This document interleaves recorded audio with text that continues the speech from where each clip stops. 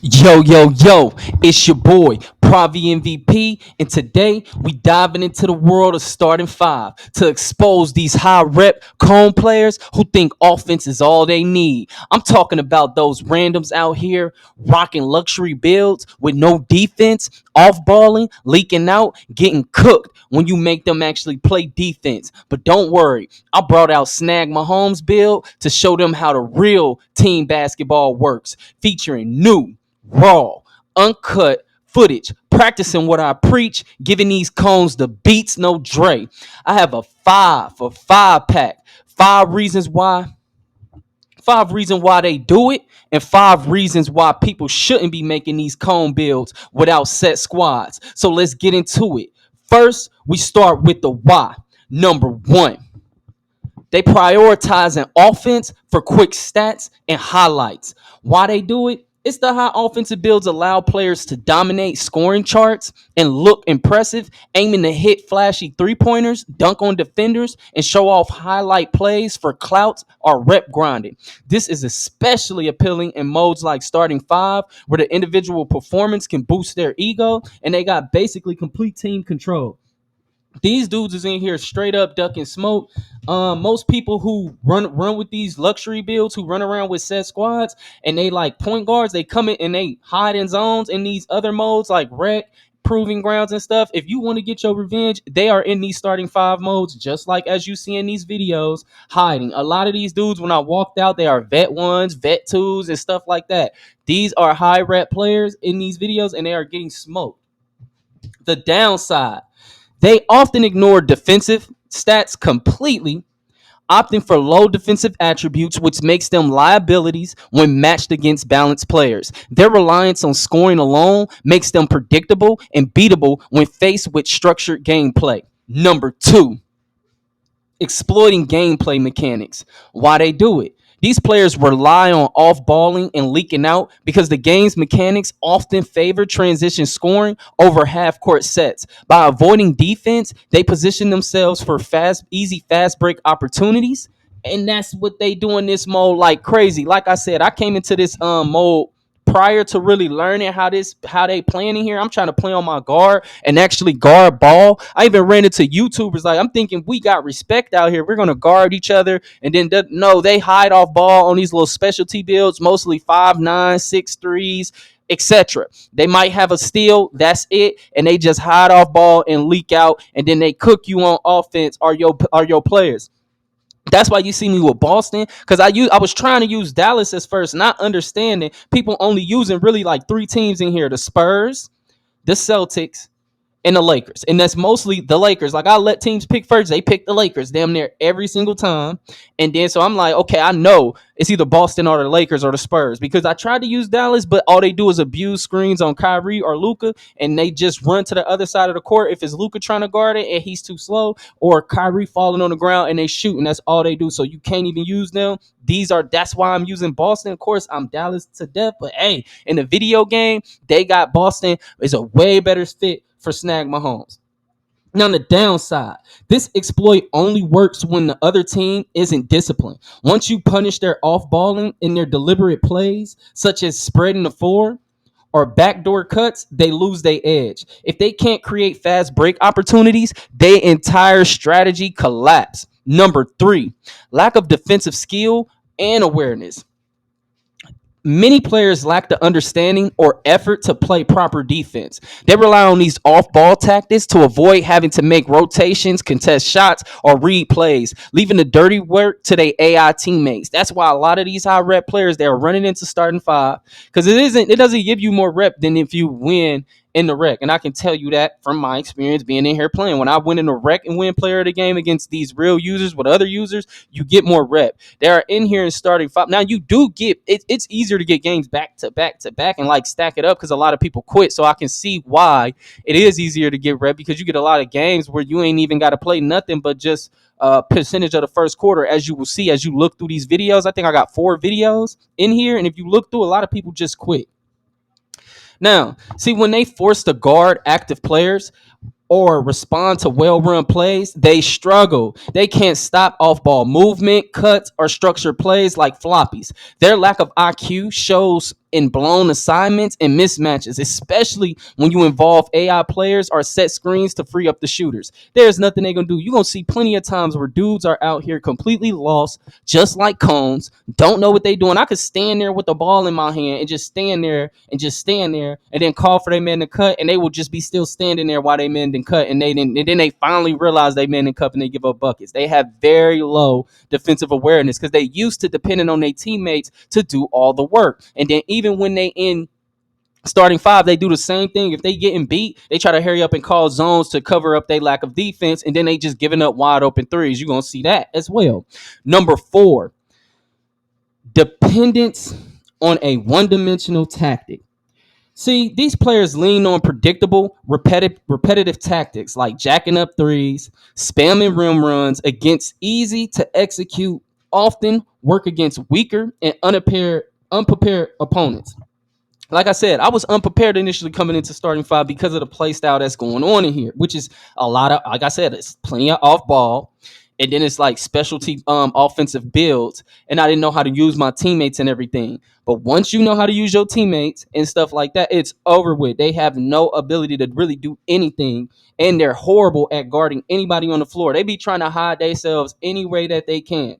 See, against players like myself, who run structured offenses, their limited skill set is going to get exposed. Rim running can be shut down with Snag Mahomes. I can shut down any pick and roll you run. You can't call for anybody to set you a pick and me not blow it up. And then also while they forced to shoot them threes, I'm getting easily uncontested shots. Meanwhile, their inability to adapt the cuts, pick and rolls, or motion offense leave them vulnerable. Number 5, they just be avoiding defensive responsibility. Why they do it? The off balling allows them to conserve energy for offense while avoid being targeted defensively. By pretending to guard, these less active players are hiding in zones and they avoid accountability for their defensive lapses by hoping that they teammates cover them, or like I said, the AIs cover them. But when you force them into the defensive action, whether you call for that backdoor cut or the floppy play by the AI, the mismatches, they cannot keep up. You can literally throw your player the ball, call it ISO, and they can't keep up. They cannot stop an AI from scoring on them in isolation. Their poor defensive attributes and lack of effort results in easy buckets for your team. Once exposed, they either quit or become non-factors in the game. It's easier countering these behaviors with my Snag Mahomes build. You spread the floor to maximize the rim running lanes, for all the little easy little motions. And then you call plays like cuts, post-ups, ISOs, and floppies to force them to guard the active players. Wherever they at, I just get the player involved. I exploit their inability to defend, strategically exposing their flaws and showcasing teamwork over selfish, explorative tactics. This approach makes their one-dimensional style ineffective and often forces them to quit once they realize they can adapt. I'm trying to tell you, I'm doing it to them on a regular basis. See, I like the fact that, and I looking through the comment section, a lot of people say my Snag Mahomes build is limited. Well, this shows otherwise because it's just me versus this other user who is a high rep and he's a guard and he's supposed to be running the team. He's supposed to be better at running the team than me. Most of these games that I'm playing in starting five are against guards and I'm outplaying them as far as running a team and being a point guard because I actually use my team and I'm looking for my team versus just trying to score every time down the floor. And if you pay attention, looking for my team and trying to get my team involved is way harder to guard than one person. Now, I'm going to give you 5 reasons you shouldn't make a cone build, especially as a solo player. Number 1, cone builds sacrifice team balance. And why it's an issue? Cone builds prioritize offense at the expense of defense, playmaking, and versatility. In a team setting with randoms, this creates an unbalanced lineup where one player is a huge liability on defense, forcing others to overcompensate, causing breakdowns and open threes. That's what happens when you dependent on randoms to rotate and switch out here for you. You're going to be giving up threes. You're going to be getting rained on. It's gonna be nothing you can do about it. Can't nobody save you and when you out here solo dolo. So when you seeing these other content creators making these cone type builds, I highly advise against you making it. And why it's necessary, a well-rounded build is far more effective for solo team ball because it ensures you can contribute on both ends of the floor. Randoms do not have the luxury of relying on teammates to cover for them and their weaknesses like these other squads do. These content creators with they set squads, you cannot mimic what they're doing because of this. Okay, number 2, cone builds don't promote team ball. Why it's an issue? Cone players are inheritably selfish, built to dominate on offense while offering little else. They don't excel at facilitating plays or setting up teammates, which goes against the principles of team basketball. They normally tune just to score, not help others score, which makes zero sense because majority of the time they are guards but have a 93 driving dunk, a 99 three-pointer, and a 92 ball handle with a 90-something speed with ball is more important than passing. Most have low passing, so they don't have the capability to make passes that are open for teammates to score without it coming with a poor catch animations and little to no green window boost for you due to the lack of investment towards passing, which is absolutely ignorant and out of control in this movie, in this community. And it's because I'm telling you, it's this is one point that is a lot of content creators' fault because they out here making builds with 71 pass or 61 pass or 70 something pass, and they are advising y'all to make it and telling you, oh, most overpowered build, most dominant build, and they're lying to you.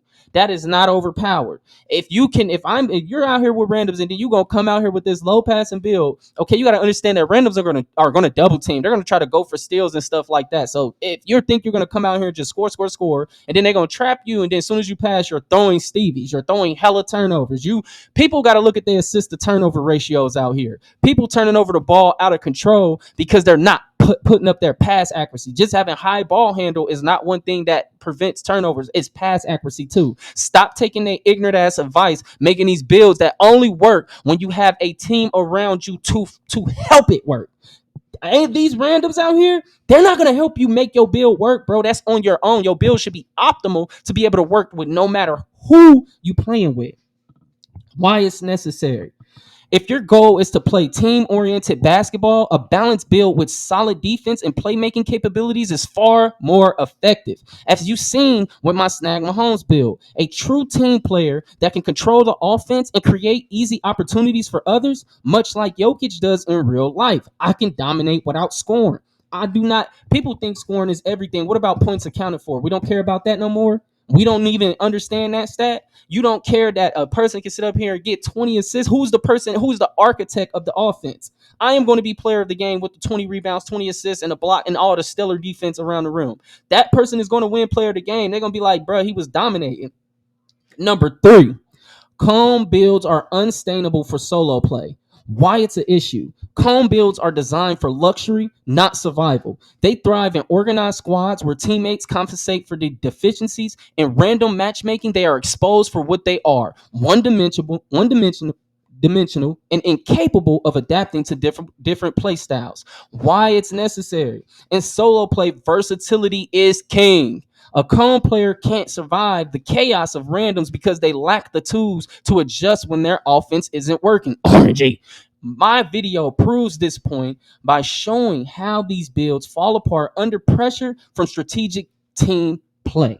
Telling you it's going to get it done every time, and it's wired that way. 2K made NBA 2K25 to encourage team play. They don't even want selfish solo ball play in their game. If they did, there would be no way they put RNG in shooting because that prevents one man from making all his shots. Number 4, cone builds ignore the importance of defense. Why it's an issue?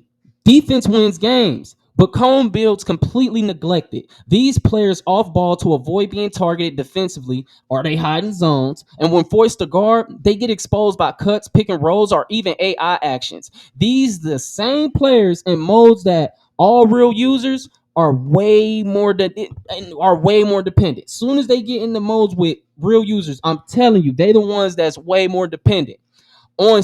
But if you look at their stats, it'll lead you to believe something else. But without the screens, most of them cannot score efficiently. And without zones, they lost without you by robbing thick. I'm not capping. That's why it's unnecessary. A balanced build that includes solid defense and attributes I'm telling you, solid defensive attributes with some good playmaking attributes, that's going to make you more valuable in any lineup like my Snag Mahomes build demonstrates how controlling the offense with playmaking and playing sound defense is far more impactful than just focusing solely on scoring. 5. Cone builds aren't practical without a squad. And I'm gonna tell you why. Cone builds are designer builds meant for specific roles in an organized squad where players agree on complementary roles. Solo players making cone builds are setting themselves up for failure because they don't have teammates who will cover for their weakness, nor will your teammates want to. Most dudes is only in it for themselves. You gonna be like, help me for my man. That dude gonna get on the mic and say something crazy to you. Do we not understand what community we on? You cannot be sitting here making builds that and then thinking that, oh, I'm gonna be able to depend on my team, even though you're gonna be playing solo games majority of your games. You're delusional, and I need you to really take a step back and think about what community you in, why it's unnecessary. Solo players need versatile builds to adapt to random teammates and unpredictable situations. My gameplay with my Snag Mahomes build showcases how a balanced approach, spreading the floor, running plays, and creating easy looks dominates over the selfish, unsustainable tactics of calm players. So, all the commenters calling my Snag Mahomes build an offensive liability, they clearly missed the bigger picture. Just like Jokic, you don't need to score every point to control the game. By facilitating offense, creating high percentage looks, and exposing defensive lapses, I prove that a well rounded build are far superior to one dimensional calm builds, especially in solo play. And that's a wrap, y'all. If you enjoy watching these calm players get exposed and seeing how real team basketball dominates, make sure you smash that like button, drop a comment, let me know your favorite moment, and hit the subscribe button if you rocking with your boy, and the notification bell. Remember, it's not just about the flashy builds. It's about making plays and running the game like a true MVP. Until next time, it's your boy, PraviMVP, signing off. Peace.